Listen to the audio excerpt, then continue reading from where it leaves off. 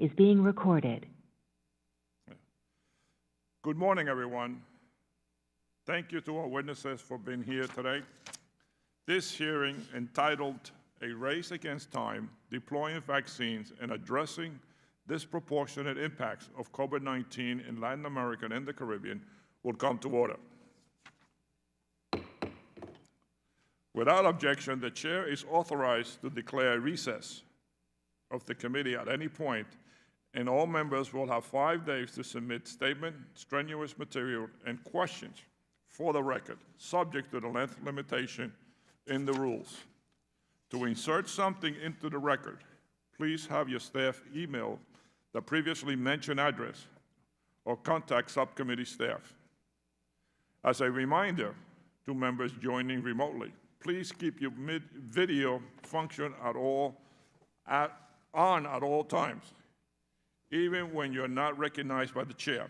Members are responsible for muting and unmuting themselves, and please remember to mute yourself after you finish speaking. Consistent with HRES 8 and the accompanying regulations, staff will only mute members and witnesses as appropriate when they're not under recognition to eliminate background noise. I see that we have a quorum, and I now recognize myself for opening remarks.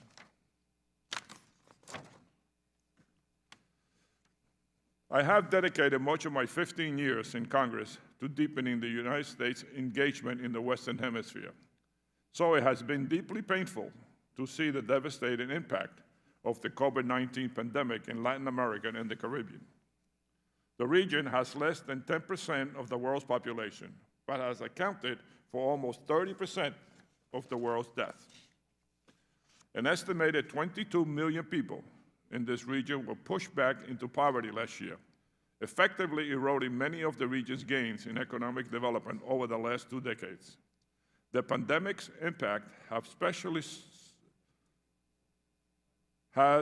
been especially severe for women in the region, who have been 44% more likely than men to lose their jobs. The pandemic has also created nightmare scenarios for many women who have been forced to shelter with their abusers. In Mexico, Argentina, Colombia, calls for domestic violence hotlines have skyrocketed. As we think about the lessons we should learn from this pandemic, I believe one of them is that the epidemic of domestic violence must be addressed with the urgency it deserves. The U.S. government should incorporate efforts to combat and prosecute domestic violence into our foreign assistance programming throughout the region. We have also seen how this pandemic is undermining democratic governance, reducing citizens' trust in government, and leading to greater political instability. The current situation in Colombia, the United States' strongest ally in Latin America, provides a grim foreshadowing of the kinds of unrest we may see throughout the region if we cannot work quickly and effectively to get this pandemic under control. Last Congress, we held 2 hearings to examine the impact of the pandemic in Latin America and the Caribbean and the U.S. government's response. In July 2020, when we hosted the acting Assistant Secretary, Ambassador Cossack, we discussed with him the urgent need in the region for more personal protective equipment and masks. Today, that urgent need is vaccines. I asked President Biden, Vice President Harris, and their administration to answer the call. The U.S. is expected to have over 400 million excess vaccines. Even if we vaccinated every adult in the United States, in New Jersey, more than 7.7 million doses have been administered already, and I am working hard to ensure everyone in my district can easily get access to a vaccine. But the truth is that none of us will be fully safe from this virus until we all are. Time is of the essence, and we cannot afford any further delays. The P1 and other variants are making it even more difficult to contain this virus. That is why I have joined with my colleagues, including Congressman Castro, Chairman Meeks, in calling for Latin America and the Caribbean to be prioritized for vaccine distribution. The Caribbean, in particular, cannot be forgotten. I am glad we have started to send some vaccines to Mexico, but our neighbors in the Caribbean and in Central America should also be at the top of the list. In the coming months, we must go beyond shipping excess vaccines or working with countries to pay for them to also supporting vaccine distribution and delivery. It should be U.S. policy to promote vaccine equity and ensure that the indigenous groups, women, and people of African descent who have been hit especially hard by the virus are prioritized in vaccination outreach efforts. Looking ahead, we should be assessing how we can leverage the United States' expertise in the private sector and in our government-funded research institutions to help strengthen health systems throughout the region. My hope is that in the wake of the pandemic, the United States' bonds with this region will help emerge stronger than ever before. I look forward to working with my colleagues on a bipartisan basis to advance that goal. Thank you, and I now turn to the ranking member, Congressman Green, for his opening statement. Thank you, Mr. Chairman, and I want to thank our witnesses for being here today. As the United States begins to reopen, and once all Americans have had a chance to receive the COVID-19 vaccine, we must prioritize vaccine assistance to our neighbors in the Western Hemisphere. China and Russia are advancing powerful disinformation campaigns in Latin America against American vaccine efforts and, of course, the pandemic's origins. In particular, the CCP is exploiting the region's health and economic vulnerability to promote its foreign policy priorities. They're leveraging the public health crisis for investment opportunities and pressing Taiwan's allies to sever diplomatic relations. Unfortunately, it seems to be working. Just this week, President Juan Orlando Hernandez of Honduras, an enduring ally of Taiwan, announced that his country may open a commercial office in China. He said that the CCP wanted a, quote, diplomatic bridge, end quote, before Honduras could buy their vaccines. According to an article in Financial Times titled, quote, Chinese jabs dominant Latin American vaccination campaigns, end quote, China has shipped more than half of the 143.5 million doses of vaccines delivered to the region's 10 most populous nations. Yet worldwide, the United States is by far the largest donor.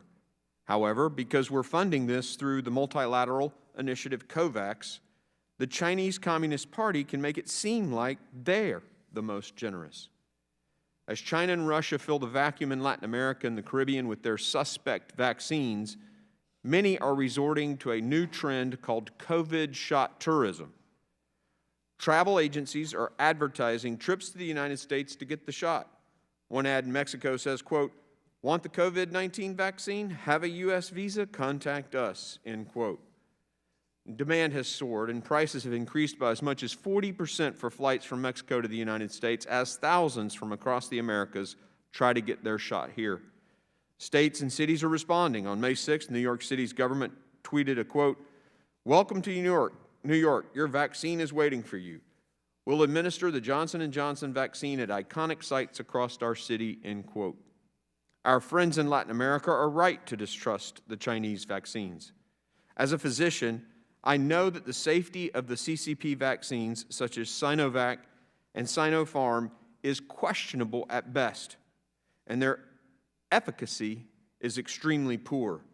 Even the director of the Chinese Centers for Disease Control and Prevention admitted that their vaccines don't have high protection rates. Additionally, according to Liberal Human Rights Watch, the CCP has detained vaccine safety advocates, censored information critical of the Chinese vaccines, and spread propaganda and disinformation regarding Western vaccines. Does this sound like a regime that's confident about the safety and efficacy of its vaccines? Of course not. Why should the United States, or what should the United States do to help our neighbors to the south encounter China's malign vaccine diplomacy? For starters, vaccines distributed using U.S. taxpayer money must be branded as U.S. assistance to counter CCP and Russian disinformation. The people of the world must know that it is not communism, but freedom that is bringing these vaccines, reliable vaccines, to the world. We also should be prioritizing aid to Latin America and Caribbean nations, many of whom are struggling with COVID outbreaks and have historically been forgotten. Finally, we need to protect American intellectual property. America's IP laws have helped foster life-saving innovation, including the miraculous success of former President Trump's Operation Warp Speed. Waiving our IP protections would endanger American jobs and enable the CCP to profit from America's hard work and investment. I urge the Biden administration to incorporate these critical points in any strategy of COVID foreign aid. We cannot let Russia, China, or any of our adversaries benefit from a global health crisis. The world is crying out for America's help, and America must answer. America must lead. Thank you, Mr. Chairman, and I yield. Thank you very much, Ranking Member Green. I will now introduce Dr. Arachu Castro. She is the Samuel Z. Stone Chair of Public Health in Latin America and the Director of the Collaborative Group for Health Equity in Latin America at Tulane School for Public Health and Tropical Medicine.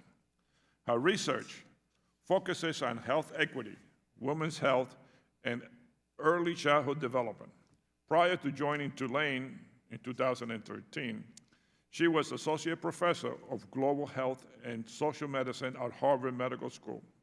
She holds a PhD in Social Science and Health from the University of Barcelona and PhD in Ethnology and Social Anthropology from the School of Advanced Studies in the Social Science in Paris, and a Master's of Public Health degree from Harvard School of Health.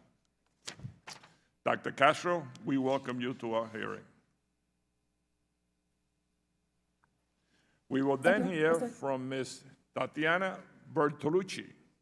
She serves as the Regional Director for CARE U.S. Latin America and the Caribbean Program. Ms. Bertolucci has been working with CARE since 2012, and her expertise include issues, excuse me.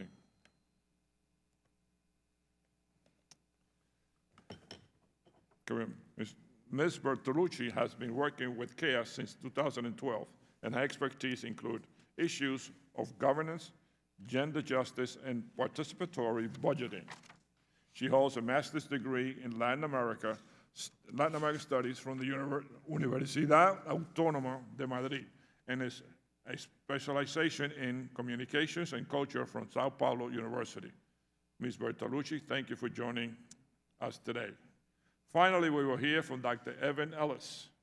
He is a research professor of Latin American Studies at U.S. Army War College Strategic Studies Institute, where he focuses on the region's relationship with China and other non-Western Hemisphere actors. He previously served on the Secretary of State's policy planning staff with responsibility for Latin American and the Caribbean and international narcotics and law enforcement issues. Dr. Ellis holds a PhD in comparative politics from Purdue University. Dr. Ellis, thank you for joining us today. I ask that the witnesses to please limit your testimony to 5 minutes, and without objection, your prepared written statements will be made part of the record. Dr. Castro, you are recognized for your testimony. Thank you, Mr. Chairman Cires, for inviting me to testify today. My comments complement the written statement that I submitted earlier this week. As you mentioned, the pandemic is creating great human suffering in Latin America and the Caribbean. Almost 1 million people have died of COVID-19. Latin America has also suffered the largest economic contraction among low and middle income regions. And millions of people have gone back to extreme poverty. According to the Economic Commission of Latin America and the Caribbean, it is expected that people living in extreme poverty are going to increase from 7 million to 78 million. As in the United States, the social determinants of health have come to the fore. Indigenous and Afro-descendant communities and those in the lowest income groups are the most affected, both by the coronavirus itself and by the economic consequences of the pandemic. This pandemic has also brought to light the fragility and underinvestment of health systems and of essential public health functions, such as epidemiological surveillance. There is a shortage of ICU beds, personal protective equipment, oxygen, and health workers. If that weren't enough, around 9,000 health workers have died of COVID-19 in the region, most of them female nurses. Most health systems have not been able to both respond to COVID-19 cases and maintain essential health services for events that happen every single day, such as complicated childbirth, diarrhea and pneumonia among children, and sexual violence. As a result of the disruption of essential health services, maternal and child deaths are increasing by the thousands. In 2021, hospitalization and mortality rates due to COVID-19 have increased among all age groups, and particularly among those under the age of 60. New coronavirus variants have greater transmissibility and greater mortality. Millions of vaccines are needed as soon as possible, and they need to be distributed with ethical and epidemiological principles. Most countries in the region have procured vaccines through COVAX, an international solidarity mechanism, and also through bilateral agreements with vaccine developers from the United States, the European Union, the United Kingdom, Russia, and China. However, as of last Friday, less than 5% of the population in the region is fully vaccinated. At this low vaccination rate, it is going to take a very long time to bring the pandemic to an end. There are different mechanisms to increase the delivery of vaccines in the region. One, donating vaccines to COVAX immediately. Two, financing the logistics of vaccine rollout immediately. Three, engaging other countries to support the intellectual property waiver at the upcoming World Trade Organization meeting and to redesign obsolete IP laws. The successful precedent with antiretroviral therapies to treat AIDS is proof that collaboration can help boost drug and vaccine discovery and manufacturing in the mid and long terms. And pharmaceutical companies are doing very well, despite the collaboration. Number four, collaborating with Latin American and Caribbean countries through technology transfer agreements to increase the development and manufacturing of messenger RNA vaccines to respond to the current and future pandemics. And number five, re-engaging with the region to help improve epidemiological surveillance and help strengthen health systems through the Centers for Disease Control and Prevention and through the Pan American Health Organization. Thank you for your attention. Thank you very much. I now turn to you, Ms. Bertolucci, for your remarks. Chairman Sears and Ranking Member Green and distinguished members of the committee, thank you for the opportunity to testify today as you examine the challenges and impacts of the COVID-19 pandemic in Latin America and the Caribbean. These are critical issues, and I'm really thankful for the committee's attention to them. CARE has provided the development assistance and humanitarian relief in the region for over 65 years. We are currently responding directly or through partners in 12 countries, focusing on fighting the structural causes of inequality, supporting the most vulnerable populations, especially indigenous and Afro-descendant women and girls, and migrants and refugees. When the COVID-19 pandemic hit, Latin America was facing major humanitarian crises. More than 5 million people had fled Venezuela. In Central America, people exposed to violence, hunger, and the effects of climate change were forced to leave their countries. And in Haiti, millions were facing food insecurity. The impacts of the pandemic were deepened by the region's structural challenges and, at the same time, exacerbated the region's inequalities, making the humanitarian needs even more severe.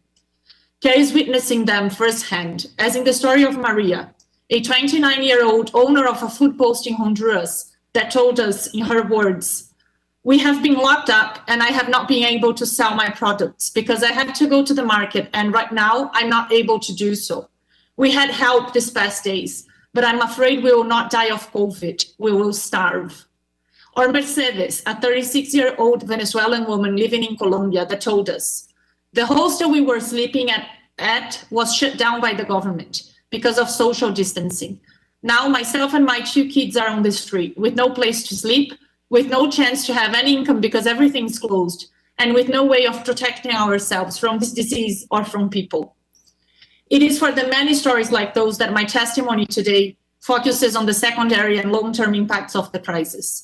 The International Monetary Fund predicts that the region will face a contraction in its economy of 7%. The unemployment rates are rising and reached 10.7% at the end of 2020. Lack of employment, together with the impacts of climate change, political instability, and income inequalities, drive tremendous poverty growth. 22 million people moved into poverty just last year. We are also seeing food insecurity and malnutrition growing. According to the World Food Programme, the region is expected to see a 269% rise in the number of people facing severe food insecurity. 16 million people don't know where they're going to find their next meal, and women are already eating fewer meals to leave more food for their children. Access to health and education has also worsened. With fragmented and unequal health systems, the region is ill-prepared to handle a health crisis of the scale of COVID-19. Also, 95% of the children are out of school because of COVID. The majority of them don't have access to internet, so they don't benefit from online learning. The caregiving burden is higher for women that are often responsible for the child care, and for girls that are tasked with taking care of their younger siblings and have less time for their own education. As the secondary impacts of COVID take their toll, thousands of people have been forced to flee their homes and face higher risks with the closure of borders. Informal migration routes expose women to higher risks of sexual exploitation, abuse, and human trafficking. Finally, the rise in gender-based violence and the disproportionate rise in unpaid care work for women are 2 trends that are putting women's lives and futures at significant risk. To address these challenges, CARE urges the US government to prioritize 5 key areas in its policy and assistance strategy for the region. 1, ensure fast and fair delivery of COVID-19 vaccines to the last mile and sustainable health systems strengthening, prioritizing investment in frontline and community health workers. 2, elevate humanitarian diplomacy and funding within the US strategy in the region, including facilitating durable solutions to displacement. 3, ensure US humanitarian and development investments have a clear gender focus and support women and girls, including through continued support for sexual and reproductive health and for gender-based violence prevention and response. 4, engage with and support regional governments to ensure safety nets are accessible to the most vulnerable populations now and to improve their resilience throughout the years.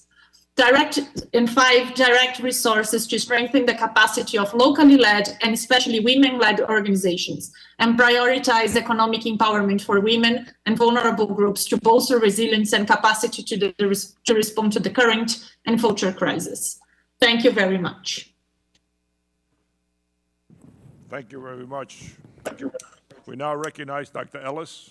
You are recognized for your testimony. Chairman Sidis, Ranking Member Green, distinguished committee members, thank you for this opportunity. I will summarize my written testimony. No region in the world is more directly connected to U.S. security and prosperity than is Latin America. The region has reported approximately the same number of COVID-19 cases as the United States, yet has 50% more deaths, over 960,000 as of May 11th. Our informal sector and businesses have made its population particularly vulnerable to both contagion and the adverse economic effects of fighting the spread of the virus. The region's GDP declined by 6% in 2020, and many countries worse. Many small businesses bankrupted by the pandemic are gone for good. This past week's violent protests in Colombia, the burning of Guatemala's parliament building last November, and other unrest across the region, that its governments are at their limits. Indeed, with the COVID-related spending, government debt in the region, according to from 68% to 77% of GDP just last year alone. The region's government has noted have not been able to obtain and distribute adequate quantities of vaccines, either directly with manufacturers or through COVAX. Only 2 countries in Latin America, Chile and Uruguay, have 80% of their population. China, Russia, and even Cuba, as Ranking Member Green noted, have stepped into the breach. The PRC is currently supplying vaccines to at least 12 Latin American countries. This represents 85% of vaccines received by Chile to date, 82% of vaccines received by El Salvador to date, and 75% of vaccines received by both Brazil and Uruguay. At least 10 Latin American and Caribbean countries are using Russia's Sputnik V vaccine, including Venezuela, Nicaragua, Bolivia, Argentina, and Mexico. The PRC is using access to its vaccines to promote its interests in other areas, as Ranking Member Green noted. Following PRC vaccine promises, both Brazil and our ally, the Dominican Republic, reversed prior public commitments to exclude Huawei from their 5G network. In Paraguay, the PRC tried unsuccessfully to use vaccines to convince the Abdel Benitez government to abandon diplomatic relations with Taiwan. And their maneuvering with Honduras has also been noted by Ranking Member Green. Nonetheless, China's vaccines have had efficacy problems. Chile's government bet on Sinovac to get shots to more of its population than any other country, but Sinovac turned out to have only 3% efficacy after the first dose, allowing the virus to continue spreading. China's marketing of its vaccine contributions masks a less positive return. The PRC sells most vaccines. Indeed, the PRC set up a $1 billion loan fund to help Latin American countries buy its vaccines, just like the PRC loans money to the region to hire Chinese companies in other areas. The Chinese have, however, aggressively marketed the vaccine rollouts. They have turned just about every vaccine delivery into a photo op on the airport tarmac. Such marketing creates the false impression that, in the face of U.S. indifference, the PRC is generously saving our neglected neighbors. The Russians, for part, have had production problems, resulting in only limited deliveries of 5, but even Cuba has gotten into the vaccine game now with its Sovereign 2 and Abdala vaccines. It is in our strategic interests to help our neighbors to more rapidly and effectively vaccinate their populations. First, the United States will have the vaccine to start. As of May 12th, 58.7% of the U.S. population, according to the CDC, have received at least 1 dose, with more vaccine in the pipeline. Second, controlling the virus in Latin America is important to minimize the risk of mutations or variants, such as the previously noted P1 variant in Brazil, and their transmission to the United States, especially given the high level of U.S. personnel interchange with the region.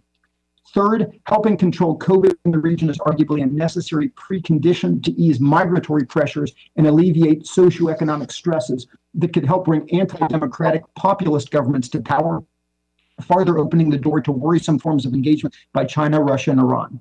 Fourth, U.S. vaccine leadership strengthens our neighbors' goodwill to work with us in other areas that we value while fighting China and Russia's false and self-promoting narratives.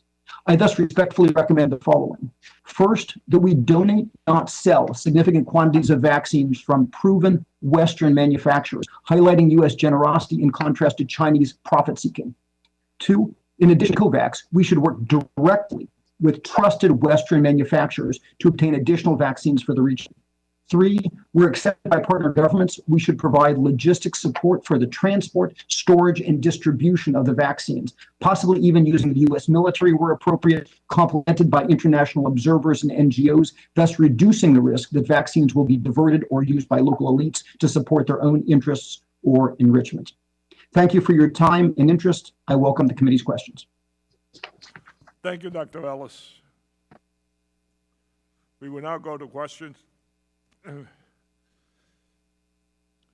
I have been advocating for a number of months for the U.S. to donate excess vaccines to the region. I was happy to hear the White House announcement that the U.S. will share 60 million doses of the AstraZeneca vaccine with the world. Dr. Castro, how should the United States prioritize where vaccine doses are sent within Latin America and the Caribbean?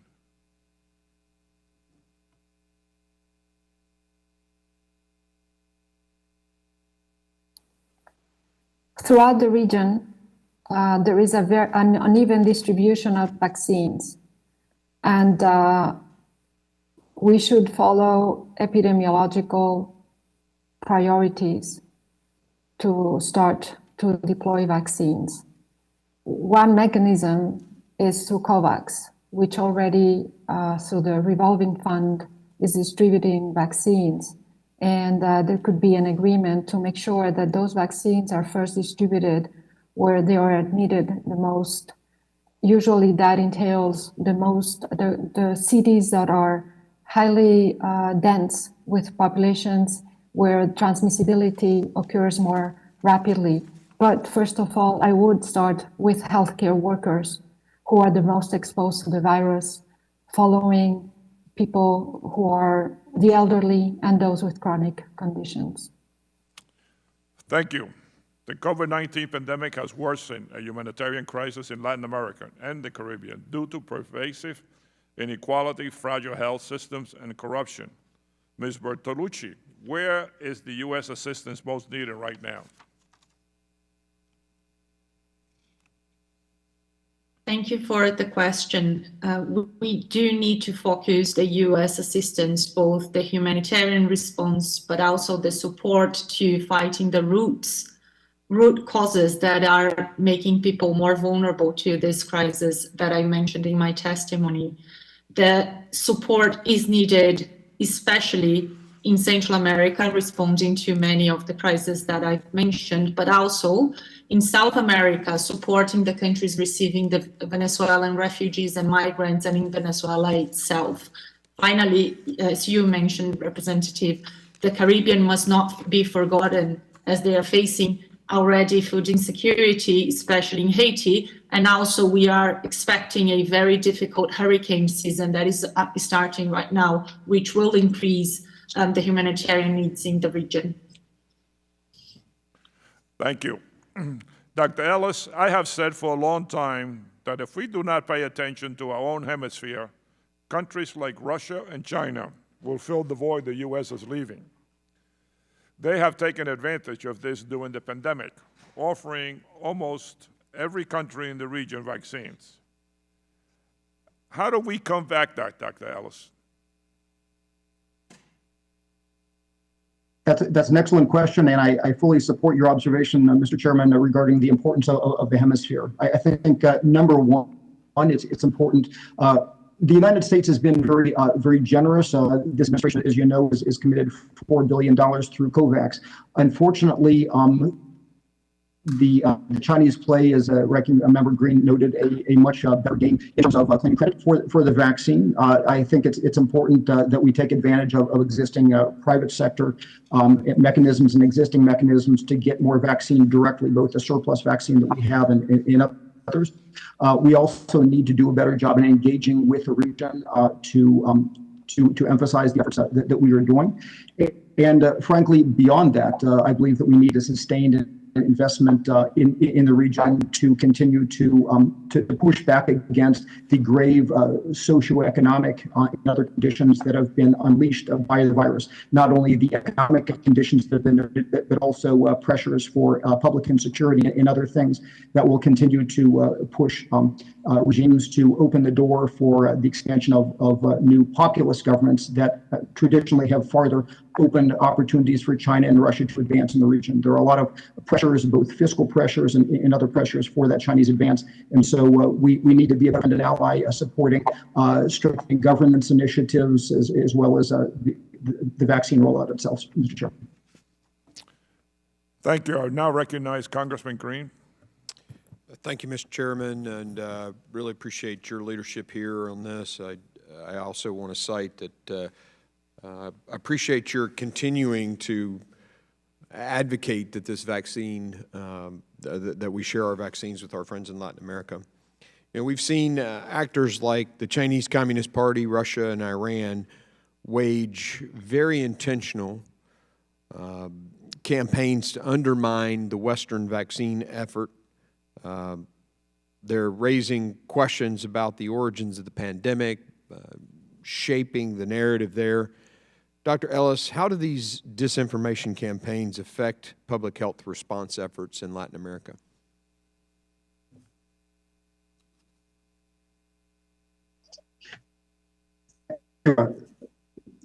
It's a question.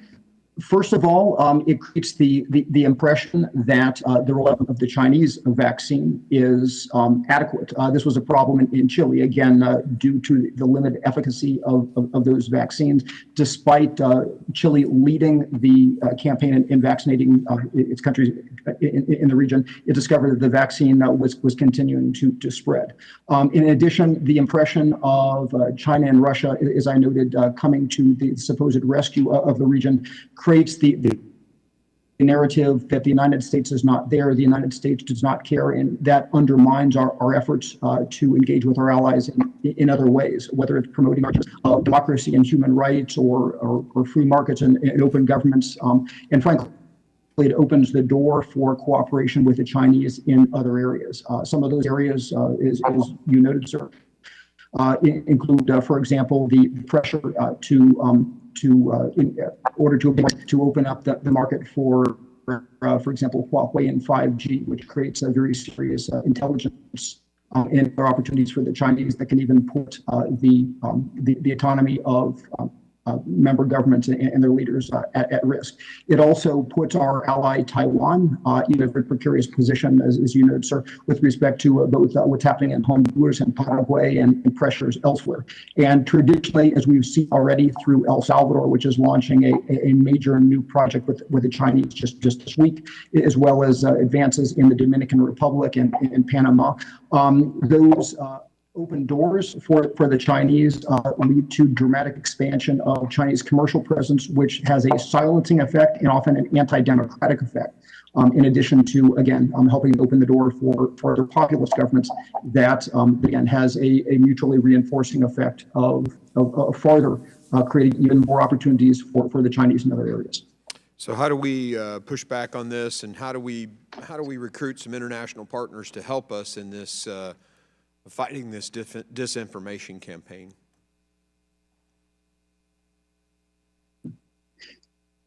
If that's for me, sir, an excellent question.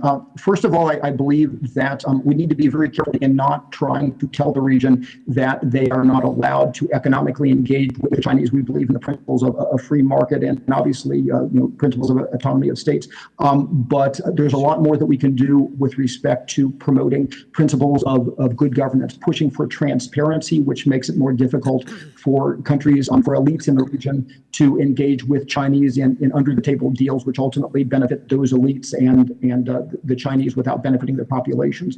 We need to help our countries in the region fight corruption and also strengthen the ability to implement solutions that involve open playing field, rule of law, effective public planning to prevent situations like what happened in Panama, where the previous governor of Juan Carlos Varela signed up for a $4 billion bullet train spending people's money that wasn't even in the plan. We need to help our governments in the region to enforce their own laws under their own sovereignty so that Chinese companies can operate on a more effective playing field. And frankly, we need to bring to bear more resources with respect to the Chinese in terms of looking at the long record of where the Chinese companies have not lived up to promises. They've had problems with local communities where they've had environmental issues and other things. Because at the end of the day, we need to give data-driven reasons why our partners should not accept those false promises and why democratic free market solutions are the most viable path for their prosperity and development. And of course, to ours, because we are deeply connected to the region.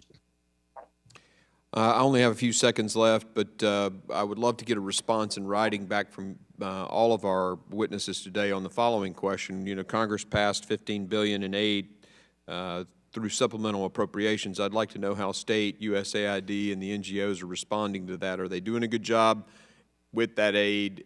Is it being appropriately administered? And since my time is now up, if I could get those answers in writing, that'd be helpful. And thank you, Mr. Chairman. I yield. We now recognize Congressman Castro. Thank you, Chairman. Ms. Bertolucci, thank you for your testimony today. As you've stated, the COVID-19 pandemic has exposed existing structural challenges and exacerbated inequalities affecting vulnerable populations across Latin America.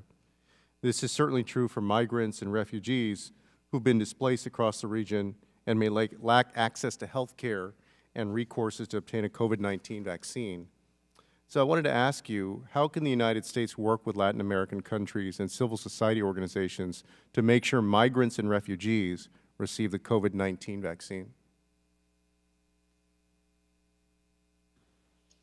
Thank you so much for this question. I believe there are several things that the U.S. can do to support the governments. The first one has been very much discussed right now, which is ensuring a fast and fair distribution of vaccines, augmenting the capacity of the several states in Latin America to have availability of vaccines, and therefore not having to choose who are they vaccinating and who are they excluding from this process. We need to also advocate and guarantee that not only the vaccine reach the countries, but also that the health systems are strengthened, and the frontline workers and community health systems are strengthened so that the vaccine can be distributed to the most remote communities, to the communities that are on the borders or walking through Latin America, which is a reality for the Venezuelans, for instance.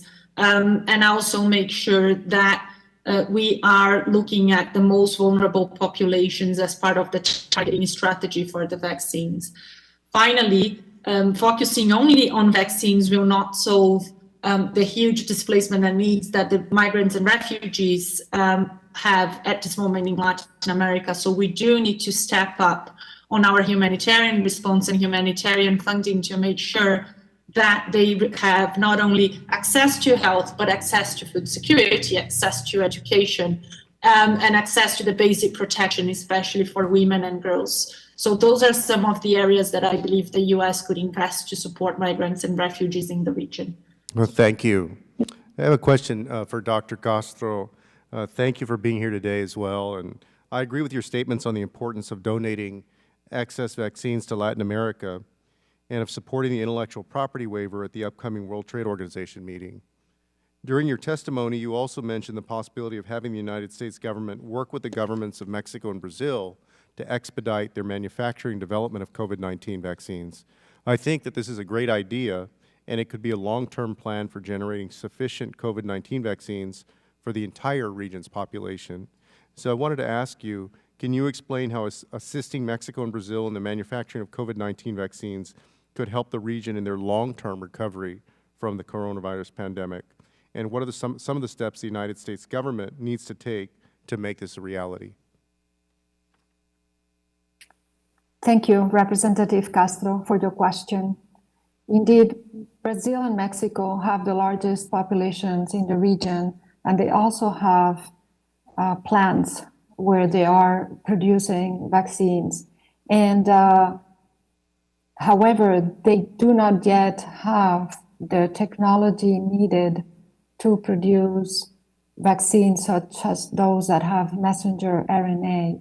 And that's where the United States can be very helpful, given that two of the most efficacious vaccines are based in the United States, and those are Moderna and Pfizer. And Moderna has been produced mostly with taxes from taxpayers in the United States.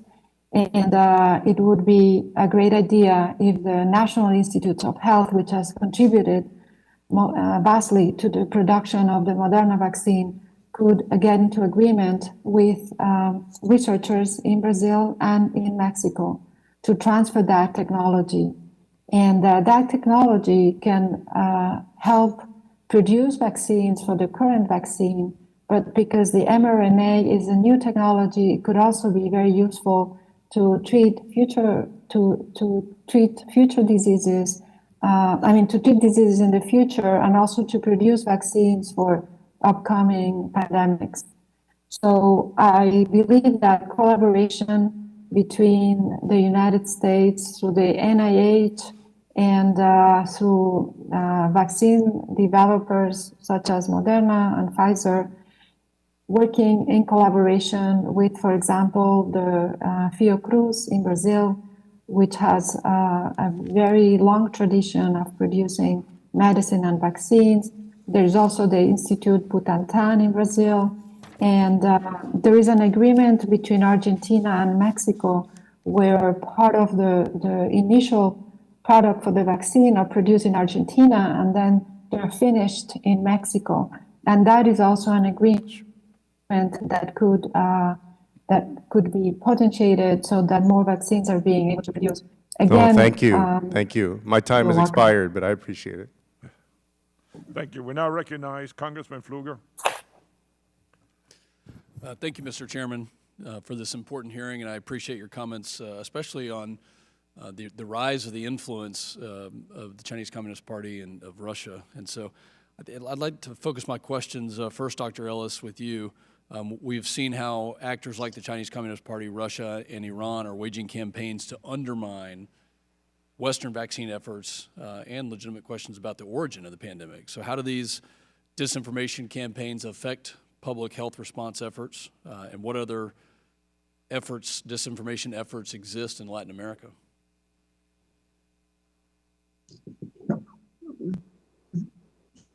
Thank you very much, Congressman, for the very important question. With respect to the efforts, obviously they undermine the United States position at a number of different ways. Number one is it contributes to the undermining of goodwill toward the United States, and thus the sense that the United States is a key partner, and what the United States stands for is the right way to go in the region. In many ways, it contributes to a form of moral equivalence. The desire in the region to take the Chinese money in various other commercial endeavors. And if one can think there's somehow a moral equivalence or U.S. neglect, then why not take the Chinese money? Thus taking the elites down a very troubling path that goes into dependence on the Chinese companies, because at the end of the day, the Chinese are seeking to get the value added out of their commercial endeavors. In my judgment, the Chinese and the Russians and others are playing a slightly different game here. The Russians have been even more actively involved in trying to spread false rumors and sow discontent and play up stories on the internet to undermine U.S. allies. The Chinese have been particularly pressing, doing everything that they can to suppress information about the Wuhan origins of the coronavirus and the investigations into the origins, obviously, in the Wuhan virology lab. And so it's become very clear that anyone who raises that question, even our allies outside of the region, the Australians, when they dared to raise those questions, were subject to very harsh economic reprisals. And so I think not only is it undermining the U.S. position and delivering the region more rapidly into economic dependence on the Chinese, but it also shows the way in which it's not just about economics overall. It's about things that both Republicans and Democrats, I think, hold dear. There's a self-censorship effect. There's a silencing effect. Anything that is objectionable to the Chinese, and the more that we see Chinese power and independence grow, I think we will see an undercutting of the U.S. position and our values that we fight for in the region, and frankly, a region in which its leaders, its political leaders, its elites do not feel free to speak out or question the Chinese is not the type of region that we stand for, nor that I think that many in Latin America want to live in. So I think there's a lot more at stake than just the economics, and but we certainly need to get the virus under control through vaccine leadership as well. So.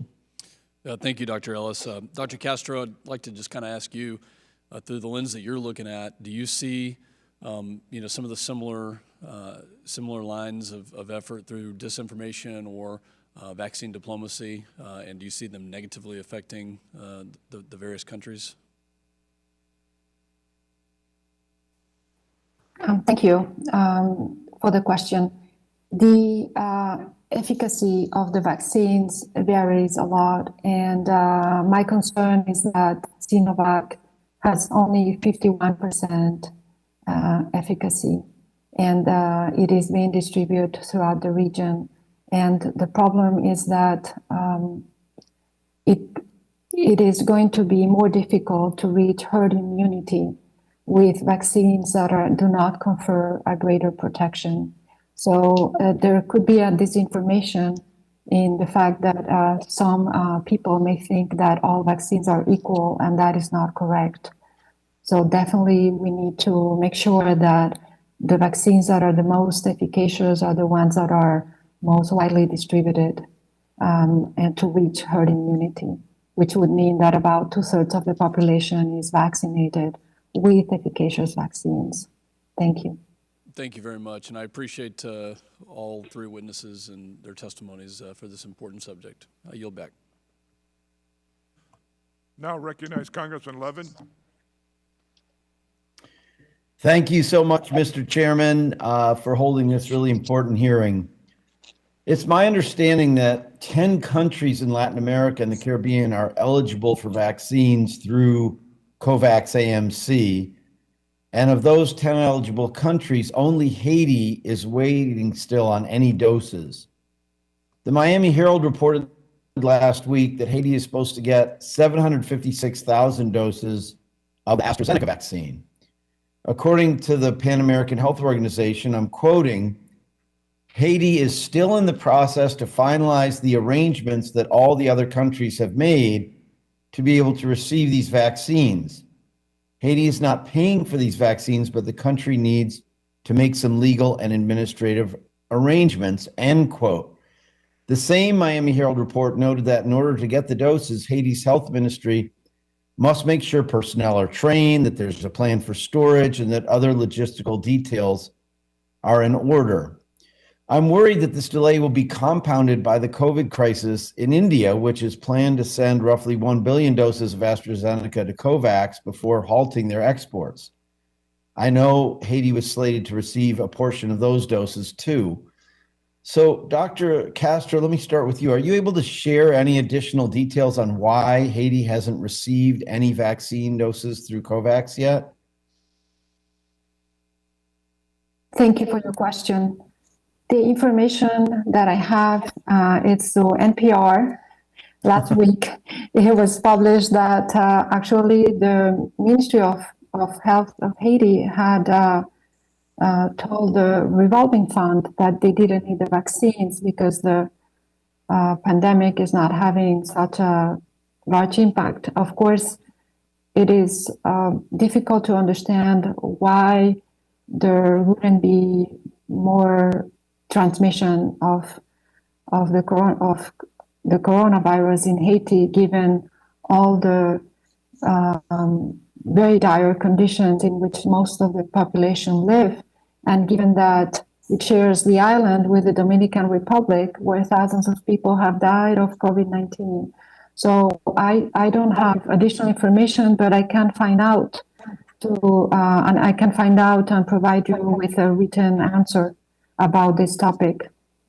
I would appreciate that. I've also heard reports that, last month, Haiti's Ministry of Health voiced concerns about the AstraZeneca vaccine safety and asked Gavi to consider making a one-shot vaccine. And so do you have a sense that the Haiti's Ministry of Health is rejecting the AstraZeneca vaccine? Do you have that sense? Well, what I read in the NPR reporting was that they didn't want to receive the vaccines that COVAX, that the revolving fund was about to ship to Haiti.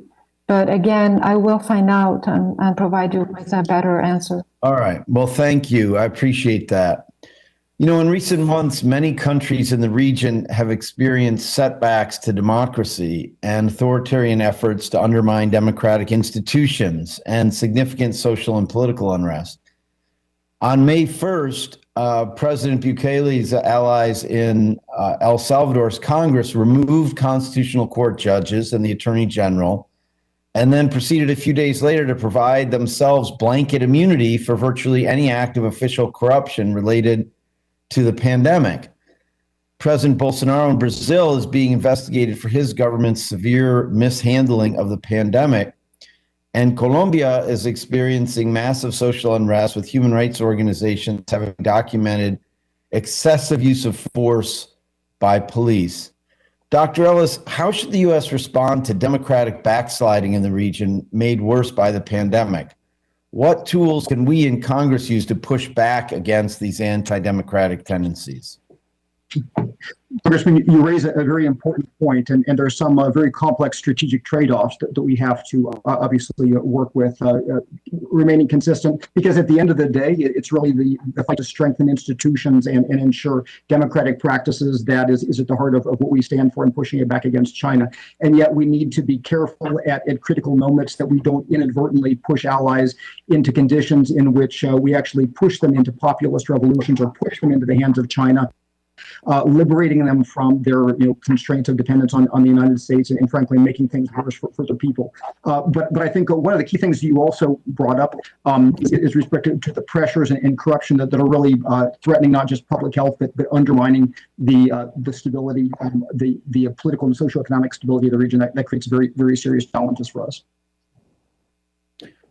All right, well, I see my time's expired, Mr. Chairman, so thanks, and I yield back. Thank you. We now recognize Ms. Salazar. Thank you, Mr. Chairman, for holding this very important hearing, and unfortunately what we're hearing is very troubling. There is something called a race for vaccine diplomacy, and we're getting outplayed by China and Russia for what we're hearing. We invented the best vaccines in the world, but very few people know about it. We gave $4 billion to the global COVID-19 relief through COVAX, but we've given more than any other country, but most people don't have a clue that's happening. While the American companies, Pfizer and Moderna, have saved millions and millions of lives, Russia and China are pumping questionable vaccines in Latin America and demanding political loyalty in return. So we have worked miracles, literally miracles, yet China and Russia are taking the credit for it. So in other words, we're getting outmaneuvered by communist propaganda that trades on power and destroys countries. So they're eating our lunch, and we have no apparent strategy to counter this new form of aggression from China and Russia. China wants to own the Panama Canal. Russia is supporting Venezuela and Nicaragua dictators. And the vaccines are their new tool. And look what they've done. We have just discussed it in this hearing. China is providing vaccines to Chile, Uruguay, and Brazil, Russia to Argentina, Bolivia, Mexico, and Venezuela. And where are we? The United States. But the good news is that by this July, this country will reach a vaccine surplus. We will have more doses than people who need them in this country. In the meantime, we know that Latin America can make the vaccine, but they desperately need one. So there is a vacuum. If we do not fill that vacuum, China and Russia will. It will be us versus them, and obviously we always bet on America. So that's why I'm proposing to protect American intelligence property so we can make sure China does not get its hand on our most valuable technology at this hour.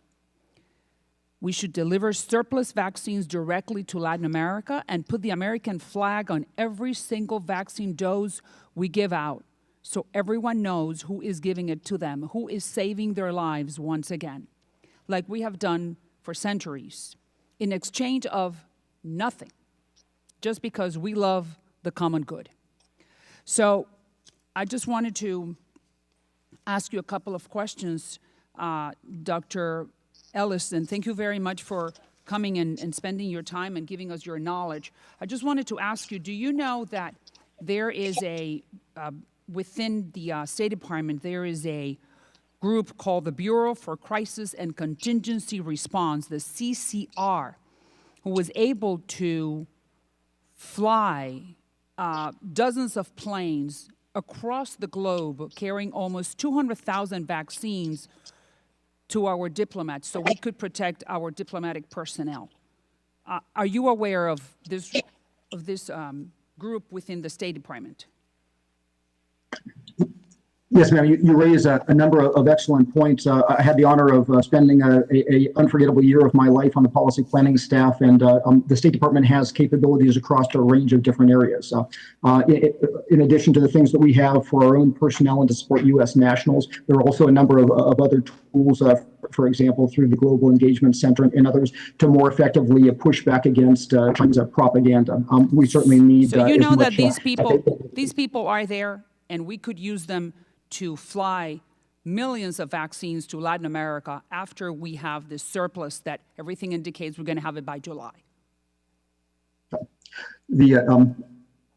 I would have to do a more detailed look at the scalability of those current efforts. There are probably a range of different tools that can be used, including certainly with the Department of Defense and some of those logistics capabilities that it has as well. But certainly, state does have a short turnaround in-house tools to deliver limited quantities of vaccines and other logistic supplies to the region. I would have to look into the scalability of that effort. But so that means that if the Biden administration has the willingness to help Latin America, we could fly and provide those extra vials starting July when we have a surplus in this country. So it's just political willingness. I think we certainly, ma'am, I agree with you. We have the vaccine. We, across our whole of government capabilities, we have a number of different instruments, as we found out in response to the Ebola crisis in Africa not too many years ago as well. Exceptional capability to do things quickly. I saw it at state and rescuing them and getting them out of harm's way as the crisis took off in the region last year. So whatever that particular capability is appropriate to this, so we absolutely have the capability, and we increasingly have the surplus vaccines. So don't you think it would be a good idea to use those? Thank you, Congressman. I'm sorry. Salazar. That I thank you, but I just want to put on the record, there is this article by Vanity Fair that says that we have the vials and we have the capability of distributing them. It's just willingness. Thank you, Mr. Chairman. Thank you. Congressman Vargas is recognized. Thank you very much, Mr. Chairman. I appreciate you very much having this hearing and, of course, the witnesses. I want to continue on with this line of questioning because I think numbers matter here, though. So how many extra vials do we have right now, and how many people are in Latin America? I mean, I was just looking up the numbers of some of these countries. So Brazil has over 211 million people, Mexico 127 million, and Colombia 50 million. I mean, these numbers are huge compared to the vials that we have. Let's be frank. I mean, if we took all the extra vials right now and we sent them to Latin America that we have, how many would that be? Who can answer that? Evan, Mr. Dr. Evan. You make a good point with respect to the number that we may have in stores at this moment versus the question of what is in the pipeline and would also be freed up in the pipeline based on certain decisions that we make. I don't have the specific number of what we have in inventory right now, but my understanding is it 400 million? We have 400 million vials ready to go. Yeah. What I believe, sir, is that if we make commitments through existing or adjustable commercial relationships with our existing Western-based manufacturers, that we can keep that pipeline ramped up as our own demand in the United States ramps down, so that. But you don't want to give me a number, though. No. Does anyone want to give me a number? See, that's what I think the problem is here. We're talking about numbers that are small that we have, and we're talking about gigantic numbers that they need. That's the problem. So even if we gave them all the extra vials, there's not that many extra vials. Let's be frank. I mean, we don't have it right now. That's the problem. I mean, you have, 19% of the COVID-19 virus in the region. You have 8% of the population, but 8% of the population is huge.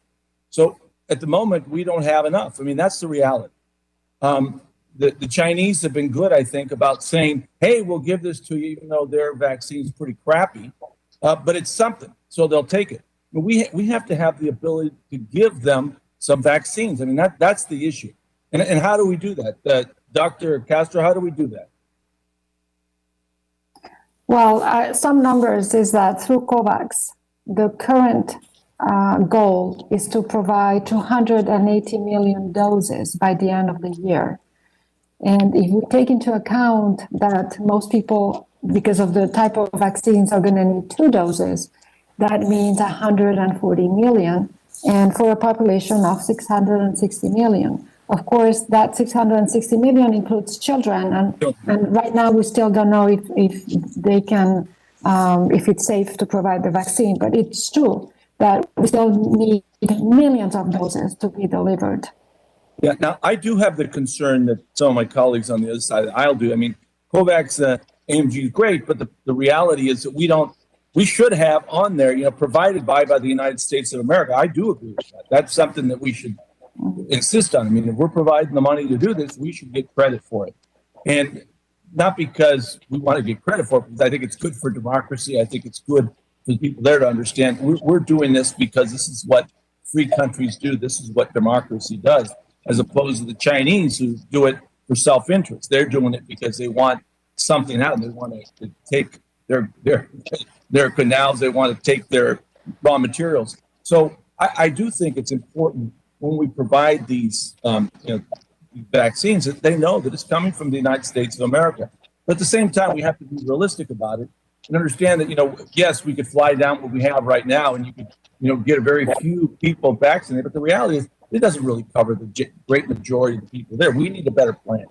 And that's what we have to come up with, a better plan to figure out how do we help vaccinate everyone in Latin America that wants it. And hopefully everyone will want it, because we won't be safe until they are. Am I wrong about that? You're right. We need to immunizing, even if everybody in the United States wanted to be vaccinated and we achieved herd immunity, we would not be safe in the United States until at least 2/3 of the population in every single country in the world is vaccinated. And that's why I think we do need this plan to try to figure out how are we going to help Latin America and the Caribbean get fully vaccinated. I mean, it's interesting to talk about these little things. We can send them a few vials here, but that's not the scale that we need. We need a plan that's really going to do the job. I see my time's up, so I will yield back. Thank you. Thank you, Congressman. And I certainly agree with you. Should say on it, made in the USA.